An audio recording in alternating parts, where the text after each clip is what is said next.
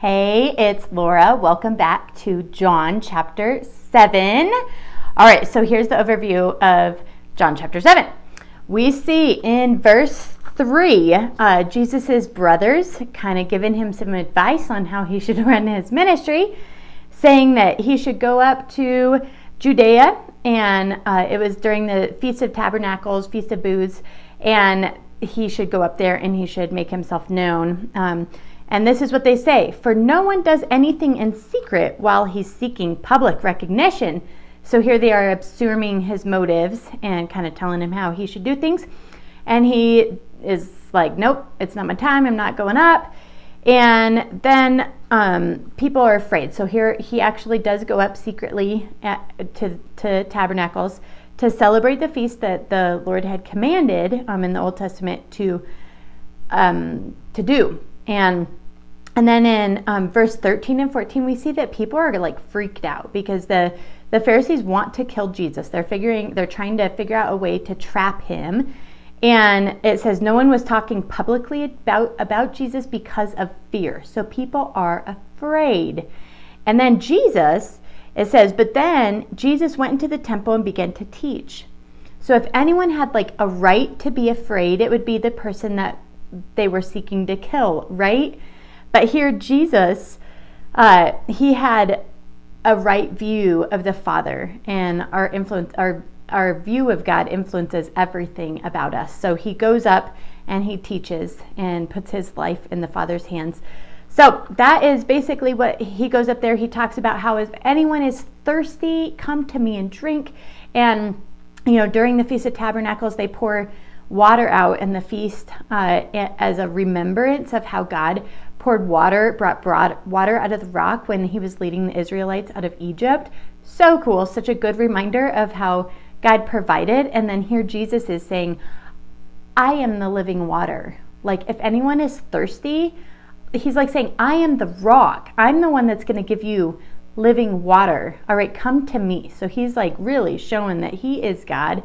And then he talks about being the Messiah, and the crowd believed him, but the Jews, they just didn't think he could be the Messiah because they thought he was from Galilee. So basically some things that this shows me about God is, or that stood out to me during my reading, is sometimes our plans for ministry and God's plans for ministry don't actually, the how and the why are sometimes different than the what. The what maybe looks the same, but the how we got there and the why we got there can sometimes be different. And something else that stood out to me is Jesus powered through doing what was right even when it was hard. All right, even when his flesh didn't want to, because his view of the Father gave him courage. So those are some things that stood out. And how detrimental assumptions can be. Like they weren't able to see Jesus as the Messiah because they didn't know where he was from. They don't know his lineage because they were assuming. They weren't able to find out that answer because they thought they already had the answer and they thought they knew it all. So here pride is getting in the way, leading to assumptions.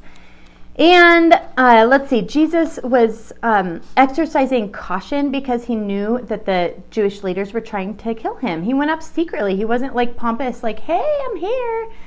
And it's such a beautiful illustration of how the balance of the sovereignty of God and man's responsibilities, like he didn't tempt God by rushing ahead and being all loud and pompous, but he didn't lag behind either. He wasn't like, I'm not going up, they're going to kill me, or they want to kill me.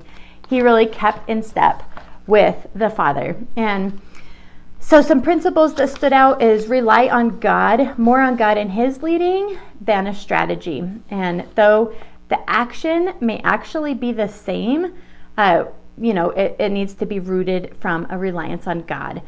All right, another principle is God's plans for how ministry unfolds may end up looking the same, but the how and the why, it might come about in a completely different way. So don't be like the brothers trying to tell God what to do because we just see from a totally different perspective than God does. Another principle is that our view of God influences everything about us. So the more time we spend in God's word, the more accurate view of God we're really going to have. Assumptions can be detrimental. And my last principle that stood out, or the last principle that stood out to me, was don't look to enter a situation as pompous, look at me, I'm something special, but really as a servant. When I go into places, am I thinking I'm here to serve, not to be served?